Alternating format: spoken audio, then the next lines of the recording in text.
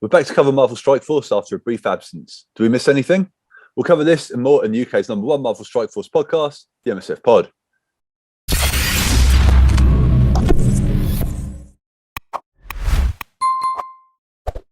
Greetings, Commanders. Welcome to episode 86 of the UK's #1 podcast on Marvel Strike Force, the MSF Pod. This podcast covers everything that's happening in the world of Marvel Strike Force, which is a mobile hero collector game available wherever you play mobile games. We are the lads from 4Play Gaming. Check out our YouTube channel, youtube.com/4playuk. Don't forget to follow, subscribe, and tell your Alliance mates about us if you enjoy this podcast, and a massive thank you to you for your support. Introducing the crew today, we have the Kitman and resident expert on all things Marvel, Digz. How you doing, mate? Mate, you all right? Yeah, good, man. All good. And my name is Luke. All right, first and foremost, did you get any good upgrades, red stars, and what have you been working on team-wise, mate? The only noted or notable pull that I got was I got 4 or 5 stars on Spider Weaver. Okay. The only slight caveat to that is I hammered through all of my elites to get it. Because I had a fair few regular red stars and I was opening quite a few of them and I was just like, oh, do you know what? I want her at high star level, so I'm going to crack into the elites. And I think I opened 4 4-star and got a, like, I didn't even get her at all on that. Then I started on the 5s, didn't get her in that. And then I opened 2 6s, didn't get her in that. And I was just like, brilliant. So I had, I think I had 3 or 4 red stars, elite 4s left. And I was like, oh, I may as well just open them and try and get a 4-star. And then I got her at 5-star in one of them. So got her at 5-star in the end. But yeah, it took some doing. I tell you what, mate, that is exactly the same for me. Like, I didn't see her until I pulled a 5-star on her. Yeah. Like, I literally didn't see her, and I went through at least 20 basics, a load of 4s, a couple of 5s, and then back into the basics, and then I pulled her on a 4-star. Crazy. Absolute filth. Filthy. Not the one. But yeah, we've got her at 5, so I think her event starts next week, which is exciting, but we will cover that in a minute. Okay, so in regards to what happened in Marvel Strike Force this week, there was Marvel Games Entertainment did they basically showed off all of their games, what's new, what's coming, and stuff like that. And Strike Force was obviously covered briefly, and they were like, Red Hulk is going to be available in the game on Tuesday the 13th, which is technically true. But we all got excited, didn't we? Because we were like, oh my God, the Scourge event's literally going to start with a patch. And not so fast, my friend. Yeah. So we got back from Holland on Monday night, and Tuesday, obviously, I was a little on the sleepy side, and I was struggling to stay awake, waiting for that accursed patch to be done, all that kind of stuff. And then they extended the maintenance and all this, and I was like, you know what? I'm not staying awake anymore. I can't be bothered. I'll do it in the morning. So I went to sleep, wake up in the morning, and I was like, I'm going to do the old Scourge event. I'm not Red Hulk, not there. I was livid. Yeah. Well, you'll be pleased to hear that Red Hulk is coming soon, and we'll cover that in the blog post in a minute, mate.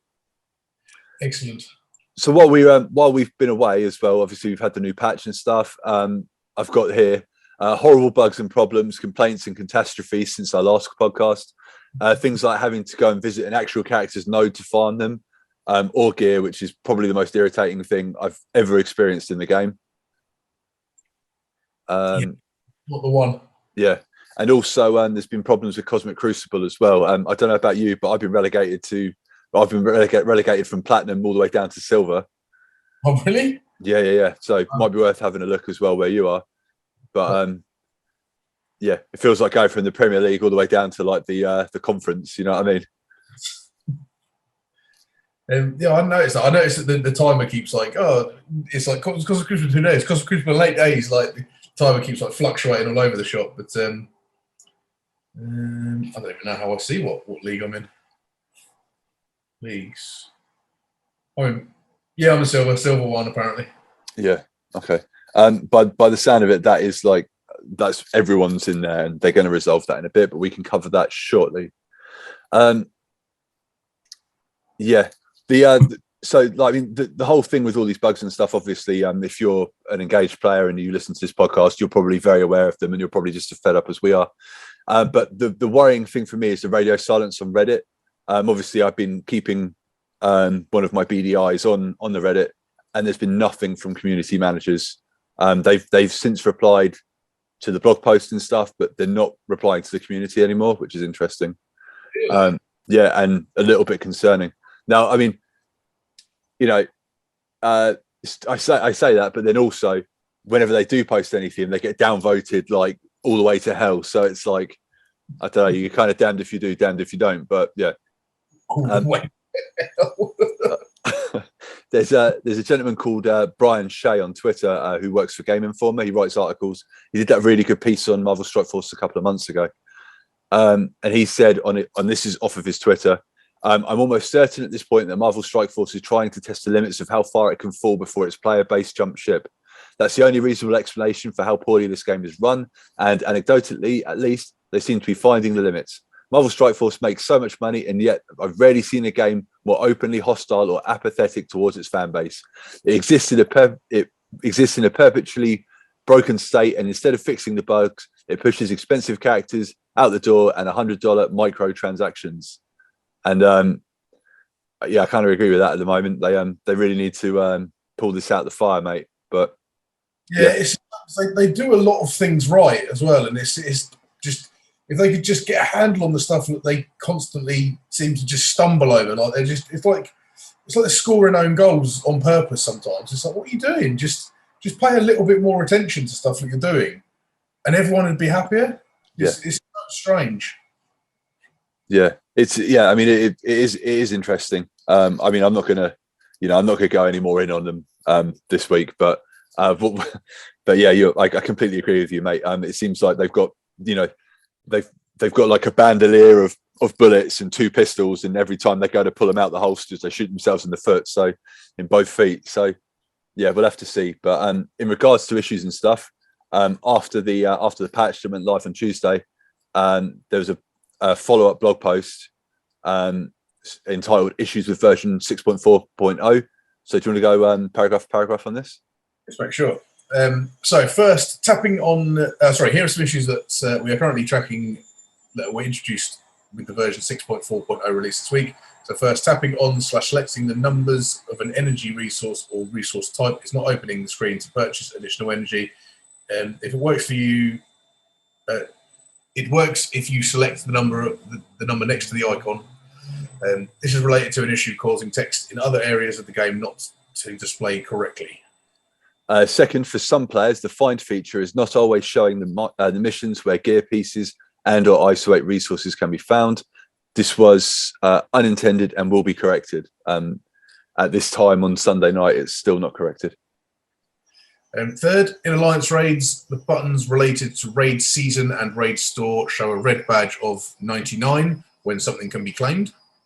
And then which had me very worried because I've got a heap of orbs and I've got more than 99. I was like, oh my God, where are my orbs gone? And then I clicked it and I was like, everything's fine. Fourth, in Doom Raid, the enemy Adam Warlock is applying disrupt to non-protector characters. A fix for this should be implemented in the near future. That bug has been rife for months and not dealt with, so fingers crossed it is. And fifth, for a short time, players could utilize a new feature in development, war replays. This feature has since been disabled as we are planning further testing before enabling it for all players. We are excited about this feature and we want all players to have access as soon as possible. We'll keep you updated on the status of this. That's exciting. That's one thing we've talked about, haven't we, for a while? Like, we'd love to see like replays on certain, attacks and stuff. Yeah. And then sixth, there's a visual only bug with the new ranks for Cosmic Crucible, where some players are displayed at a lower rank than they actually are. These rankings will be visually correct at the end of the current trial, which isn't actually running anymore. They were going to do it, and now for some reason they're not. And the team is working quickly to address the pending issues, among others, and we will keep you updated. So even though things are on fire, they are trying to deal with it. So kudos on that, I guess. Yeah, and on the plus side, usually when things go wrong, they do give us some sweet compensation. Indeed, mate. Indeed. We are all about that. Okay, so it's from memory, it's a fairly large blog post. We've got the old tables and calendars and stuff. But we also can cover the Scourges for the war event. So let's jump into it, mate. Do you want to start? So, Greetings, Commanders. That's not the hum of a helicarrier you hear in the distance. It's drums forewarning the impending arrival of the War Horseman Scourge event. Your first chance to recruit Red Hulk, Apocalypse's third horseman, starts on the 20th of September at 2 p.m. for Commanders level 50 and above. You can unlock a 3 yellow star Red Hulk during the event through the Milestone rewards with a run score of 500,000 points. If you fall short of that mark, you can still unlock Red Hulk with a run score of 425,000 points, and by earning additional character shards through the rank rewards, which are delivered at the conclusion of the event. These rewards can be earned again in subsequent runs of the same Scourge event, so you'll have more opportunities in the future to get Red Hulk all the way up to 7 yellow stars. Nodes 5 and 10 for difficulty 5+ will require Hero as Guardian, Ravager, and or Wave 1 Avengers. So please make sure these teams are powered up to prepare for the challenge. The first run of the War Scourge event features bonus rewards, so bring your A game to this first run to maximize your return. Yes. So run scores. During this limited time Scourge event, clear up to 10 nodes in the difficulty to earn the most points possible towards your run score. You'll have unlimited run score attempts, and a run can be cancelled and restarted at any time with no penalty, so attempt multiple runs to get the highest score possible. So difficulties and scourges. Customize your runs by selecting a difficulty from 1 to 10.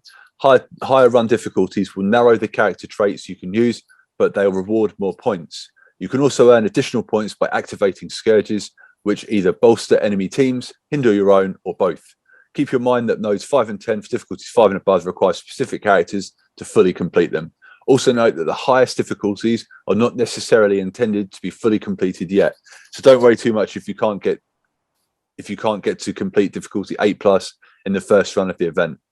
The War Scourge event will see an update to these scourges, with the 12 scourges being removed and 13 scourges being added compared to the Famine Scourge. And here are the scourges being removed. So Devil's Bargain 2, Poison Energy 2, The End is Near, Speed Boost, Going Rogue, Power Siphon 2, Gloves Off, Dark Resolve, Bleeder, Bleeder 1, previously called Bleeder, Fyric Victory, and Vile Resgurant and Experimental Serum. So they're getting rid of the scourges, they're adding new ones, and you're going to get more points for scourges as opposed to difficulty. Is that what I understand from that? No, it's the same as before. The higher difficulty, the higher score, and then you can boost your score with scourges. Cool. Okay. So we've got some new scourges. Should we go through them, mate? Bullet point for bullet point. Yeah, bash through them briefly. So overcharge. When an enemy character gains ability energy, they gain defense up, and that's for 7 points. For 10 points, Stage Fright. When a player character gains taunt, they gain defense down. Flight or Fight. When an enemy character's health drops below 40%, apply speed up to them, and that's 20 points. Rope-a-dope. When an enemy character ends their turn with vulnerable, they gain defense up, deflect, deathproof, and safeguard. 30 points. When it rains, when a positive effect is applied to an enemy character, increases the duration of all positive effects on that character enemy by 1 up to a maximum of 3, and that's for 23 points. Enemy Absorption. On an enemy character's turn, remove all negative effects and heal 10% per negative effect removed for 30 points. Jeez. I won't put that on, I'll tell you that. Absolutely not. Unstoppable Force. On an enemy striker's turn, they gain 5% barrier and flip offense down, 15 points. That's not too bad. Yeah. Butterfly Effect. When a fortified character uses an ultimate ability, spread positive effects on that character to adjacent allied characters. 20 points. Dark Resolve 3. On enemy allied death, enemies gain offense up, and that's only worth 3 points. Bleeder 2. When a character takes damage, they gain minor bleed for 20 points. And blimey, that's an interesting word. Pyrrhic Victory. Yeah. When a player character blocks, apply heal block to them, and that's 12 points. Vile Resurgence 2. On enemy turn, they gain minor offense up for 23 points. And then Experimental Serum 3. Enemies gain 30% max health, and that's only worth 5 points. Okay. So score and point updates for difficulties 8, 9, and 10. The War Scourge event will see an update to the points earned for difficulties 8, 9, and 10 that's meant to emphasize the puzzle aspect of scourges while rewarding players for building a challenging stack of scourges that deliver the greatest amount of points. The baseline run score you can earn at these difficulties has been flattened, while the run amount of score points you receive for each Scourge has been dramatically increased. This means that if you want to achieve a higher run score than a player who completed their run on difficulty 8, for example, you won't be able to beat that score on difficulty 9 unless you activate a similar number of Scourges for difficulty 9 and 10. The Scourge cards you activate will matter a great deal in terms of points earned. So red stars for horsemen. Red stars for horsemen can be obtained by the following ways: rank rewards, start promotion credits, unlocked at level 42. And red star promotions for Red Hulk and other horsemen will not be available via red star orbs or the elite orbs. Lovely. There you go. I'm excited. Yeah, looking forward to getting back into it, mate. Get a couple of runs done. See how high we can score. Yeah, like I say, I mean, I've not attempted difficulty 9 at all. I think from memory we both did the last Scourge on difficulty 8, right? Yeah. But I did it with no Scourges, and I didn't finish the last node. Yeah, mate, absolutely the same. I think from memory. I think the first time I did it, I went through it and try harded it and completed it. But like the second run for Morgan, I definitely was just like, right, well, one and done. Yeah, I just wanted to get 1 million points because that's all the milestone rewards. Just like, I'll get 1 million points, I'll be happy. I'll be high enough in the leaderboard where I don't need to kill myself trying to get higher than that. I was just like, that'll do me nicely. Yeah, absolutely, mate. I think that's the smart thing to do, smart thing to aim for as well. I mean, our rosters are, should be able to manage it. I know that I saw a thing the other day that two of the rooms, are Avengers. So it's Avengers only. So you can use like Young Avengers, like Secret Avengers, and all of that. So that could be advantageous for us as well. Bionic Avengers. Mm-hmm. Yes. Boom. Take that. So yeah, it's exciting. Okay, so next up we've got the Web of Life. So crawling your way on September 23rd with an opportunity to recruit Marvel Strike Force's third original character, Spider-Weaver. So this is the Web of Life event campaign. Join Spider-Weaver, Spider-Man 29 and Spider-Man Noir as they attempt to untangle the Web of Life and Destiny. You can earn teal gear on this heroic difficulty, and completing the heroic difficulty automatically earns first-time rewards for both the hard and heroic difficulties. You'll need at least 5 characters with the limited time Vigilant trait to attempt this heroic difficulty. So filter your roster by Vigilant and power up these characters for a chance at heroics. There will also be Hulk Hunter event running in parallel during the portion of the event campaign, which we will cover in the below section. So have you had a look at the old Vigilant trait?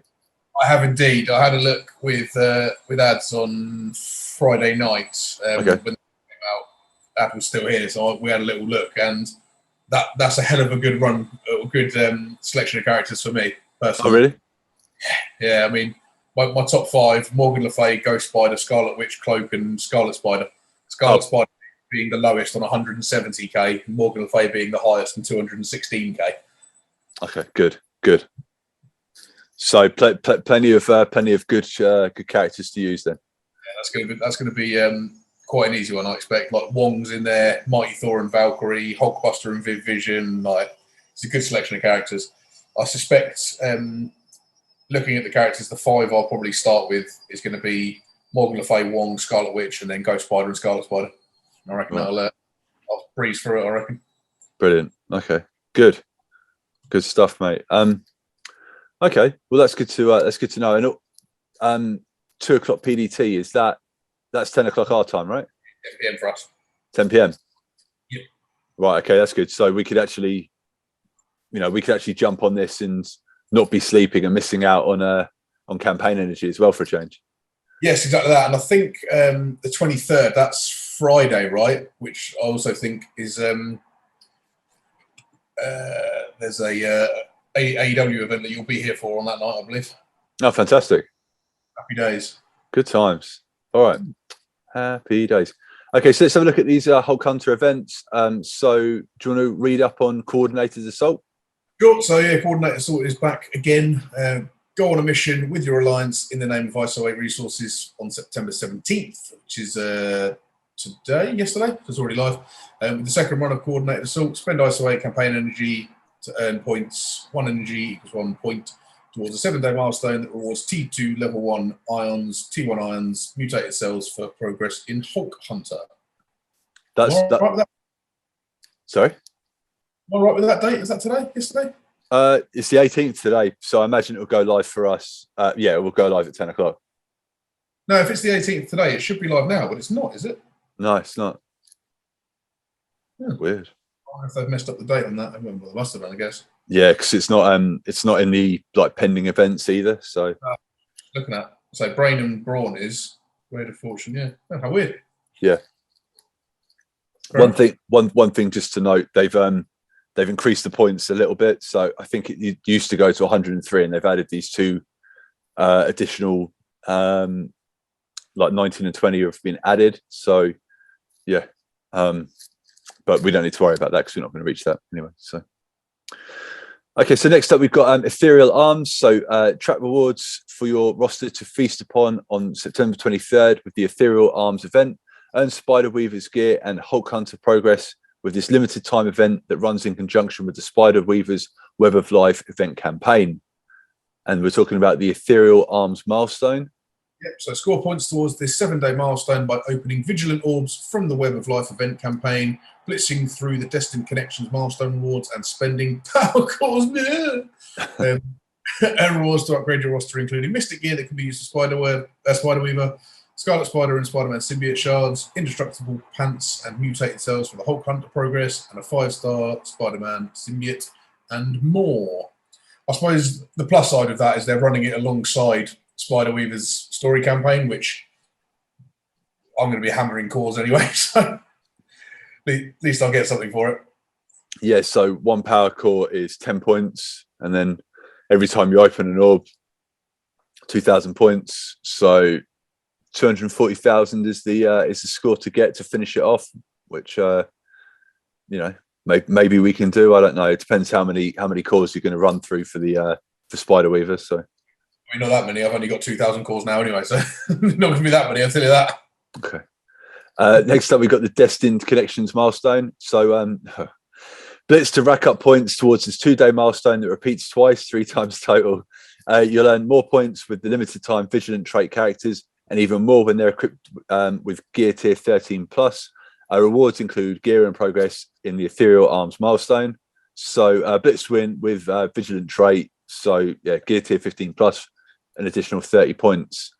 So I mean, this is pretty standard. We're kind of used to this now, aren't we? So just because there's so many good characters in that Vigilant trait. I mean, I'll go back to it quickly. Okay. I reckon that'll be a finish on day one, have a day off blitzing kind of thing. Yeah. I'm just going to do 5, 10, 13 of the 5. 5, 10, 15, 20 characters are above gear tier 13 for me. So right. Okay. So that should be nice and easy. Yeah, I mean, I do like the 2-day ones because, like you say, you just blitz like a maniac on the first day, and then reap the rewards on the second day, and you don't have to blitz at all. Exactly that. So yeah, we enjoy that and appreciate that.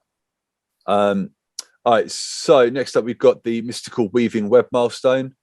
So head to the Web milestone page, log in on the website first for even more rewards. Spend campaign energy to hit a daily milestone that rewards Legacy 3 orb fragments, silver promotion credits, and gold orb fragments. So it's kind of similar to what's running at the moment, isn't it?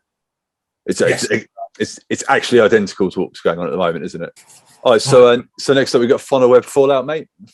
Yep, so swinging into action on September 23rd at 2 p.m. is the Funnel Web Fallout, the next quick rumble, and the featured trait will be the limited time Vigilant trait. Along with the quick rumble rewards, Funnel Web Fallout will reward mutated cells, purple gear credits, orange and teal gear fragments, armory 15 and 16 orb fragments, accelerate your progress through the milestones by winning with characters who possess the Vigilant trait at 5 stars, or go even faster with those characters at 7 stars. And I think, again from memory, a lot of my Vigilant characters are quite high star level as well as high gear tier. Could I be Smugger? Yeah, Morgan 6, Ghost Spider 7, Scarlet Spider, Cloak 7, Scarlet Witch is at 7, Scarlet Spider's at 5, Symbiote's at 7, Mighty Thor's at 5, Valkyrie's at 5, Hella's at 7, Black Panther's at 7. Yeah, so that's going to be an easy quick rumble, especially compared to some of the ones we've had recently.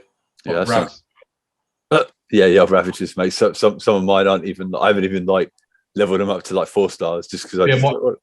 my highest is like Ravager Boomer, who's on like 1,800 points. Go to the bin. Go direct into the bin. Do not pass go. Do not collect £200.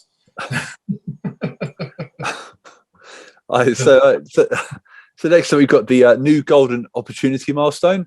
So Paul went out for the high roller milestone because it's heading off into retirement and being replaced with the new golden opportunity milestone and leaderboard.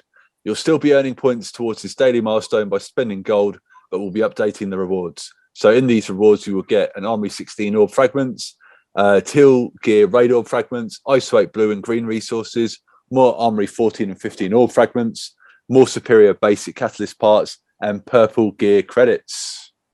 That's good. I think that's probably been needed for a while. That high roller milestone's been needing a refresh. Yeah. Hopefully it goes higher than 2 mil because, Yeah, the one that currently goes to 4 mil, doesn't it? Yeah, but like the rewards are pony past 2. But yeah, I don't know why they cap it at all. Yeah. Let us spend our money, how dare you? That's it. Do you want to cover victory blueprint, mate? Sure. So the path to success is familiar. Earn points with the 7-day milestone by spending campaign energy, excluding ISO 8 campaign energy, earning war credits, and by spending war energy refills. Earn rewards that include T2 level 4 ions, T1 ions, gold, fragments for legacy 3, 2, and 1 orbs, and superior basic catalyst parts. The event starts on September 21st at 2 p.m. and runs for 7 days. Okay, character availability. So another young Avenger is on the move. On September 21st at 5 p.m, Kate Bishop is setting up shop in Mystic 3-9, replacing Vision. And if you're looking for Vision shards, you'll find him in Nexus 3-9. So that's good. That is. It's almost like a podcast talked about it a few weeks ago about moving characters that aren't available onto nodes where there's 2 characters available. And then they did it. But I'll take that. I need Kate Bishop shards. Yeah, me too, mate. Yeah, I mean, everyone's young Avengers are going to start looking pretty thick with 2Cs, so that's good. Yeah. Right, let's knock out these weekly events, bud. So yeah, we got the Beta Raid starting on September 18th at the minute, and then that is featuring hero mutants in the old orbs. Next up, we've got the Son of Evil Blitz. So starting September 19th, rewards are Baron Zemo character shards. So that's good if you are farming Zemo. And then the quick rumble blitz, as we talked about, September 23rd is going to be Vigilant, and that gives you blitz orbs, gold, legacy orbs, basic catalyst parts, and raid health packs. Love to see it. And then finishing up, we've got the Relic Hunt event, which rewards catalyst parts. Required characters are the hand. Talk to the hand. Use those hands to get in the sea. They're going to need those hands to swim because that's exactly where they belong. Yeah, absolutely, mate. So that's it pretty much, mate, for the blog post. We've got some changes coming and stuff, and obviously we've got, I mean, the main focus of these two here, old Webweaver and Red Hulk, not Webweaver, sorry, Spider Weaver. Yeah, I mean those 2 characters look like they're both going to be pretty damn good. A couple of powerhouses right there, and I'm so excited to get Red Hulk so I can carry on with Dark Dimension. I'm sick of waiting. Of course, yeah, you're still waiting in those legendary nodes, right? Yeah, I've got everyone else up there: Phoenix, Morgan Le Fay, Rogue, and Iron Man. Yeah. So I'm just literally sat on all the money, all the resources. The second he drops, I don't care about the milestones. He's going straight up to 85, straight up to get 16, and we're doing Dark Dimension. Yeah, man. With 3 horsemen, you'll probably blow through it. Like, you know what I mean?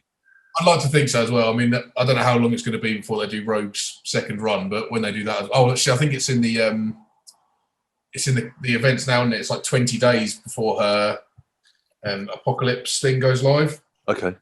The Path to Apocalypse, whatever it's called, you know, in the epic campaigns. That's right. Yeah. If you look in the Apocalypse saga, it's 30 days. So I imagine in sort of 3 weeks' time or so, the second run of her Scourge, because they always run 2 of their Scourges before that goes live, don't they? Yeah. So yeah, we should have another run of the Famine Scourge in 3 weeks, I would have thought. Wicked. That'll make her even stronger if I'm still there. I'd like to say, hopefully in 3 weeks I'll be done with it anyway. But Yeah. Honestly. Yeah, man. Fingers crossed. Yeah, I mean, yeah, for me, I keep forgetting to do Dark Dimension 5. Like now I've passed it, I'm just like, right. So I've been stuck in global for ages. Like I missed it a couple of times while we were away, and like I've been busy. I just haven't, because it's almost hidden away now. You know what I mean? I forget about it. So yeah, Global. I think from memory, Global was the one that took me the longest, purely because of the characters, if I remember rightly. Because obviously the first nodes you can use whatever you want. Then city nodes, my cloak and dagger are so big, like they were just doing mad damage. Yeah. And then Global, I think I used Secret Avengers, Doom, somebody else, I can't remember who. But then again, Cosmic, you got Icarus and Cersei, Kestrel, like they're just high damage output. So yeah, that was quick as well. Yeah. So yeah, I mean, I'll get there. Like I say, I mean, it's not down to me not doing it. I'm just not remembering. So I need to I don't know. I need to set a reminder or something. I'll do it in my lunch break at work. But yeah, so that's it for me. Hopefully, a couple more weeks and I'll be rid of it. So yeah, we'll see. Yeah. So the big focus obviously is Spider Weaver. You know, if you're holding on to your cause, now's the time, isn't it? Basically, that can be our advice for this week, I guess. Yeah, as I say, those two events are going to drop in line with each other, aren't they? Her event campaign and the milestone where you spend your power cores. So if you're doing core refreshes for Spider Weaver, which I would strongly advise because her kit is ridiculous, at least you're going to get a little bit of a bonus for doing that as well. They don't often line up events like that. They normally sort of tease you with, oh yeah, spend your power cores, and then you see something awesome in store for cores, and you're like, oh, I'll wait until I can spend power cores, and then I'll buy that orb, and that orb disappears the minute they drop the spend cores event. So it's nice that they're running it alongside each other for a change. Yeah, that's good. That's that's definitely good. Yeah. And yeah, I mean, Spider Weaver, like we said, she's the third of two very powerful characters already in Kestrel and Deathpool. So yeah, you don't want to miss out. Basically, if you're a newer player, don't miss out on this character. No, and I was thinking about who to put, because there's only 3 in that team, and I might put Dormammu in it. I know everyone puts Dormammu in Darkhold, but I might throw him in with them, and then I don't know who the 5th will be. I'll decide at some other stage, but might try Dormammu in there for a bit. Nice. Love to hear it. Right, okay. Well, with that being said then, guys, please remember to rate and review this podcast however you consume it, and please do not forget to follow or subscribe.